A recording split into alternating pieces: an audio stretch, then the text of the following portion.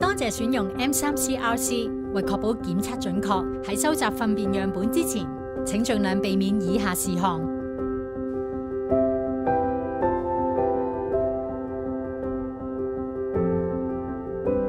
第一步，攞出包裝上所有材料，填好樣本收集嘅日期同時間。第二步，戴上手套，取出糞便樣本收集紙，貼喺馬桶座板上，防止糞便樣本接觸到液體，如小便、廁所水等等。第三步，扭開啡色蓋試管，收集1瓶瓷嘅樣本，放入試管裡面，然後扭緊。第四步，扭開綠色蓋試管，用棒仔喺糞便樣本上來回刮5次，直至採集到呢個份量，再放入試管裡面，向下撳緊試管蓋，直到聽到咔一聲。第五步，搖動2支試管，直至樣本同液體完全混合，將2支試管放入樣本袋，然後鎖緊。第6步，確保檢測申請書同同意書放喺樣本袋嘅外格，核對樣本袋上嘅物品清單，再將整套樣本放入外包裝袋，然後鎖緊。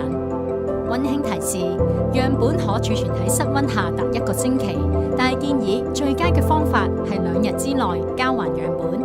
方法1：免費啲上門收件，要注意以下事項。方法2：自行送至灣仔實驗室。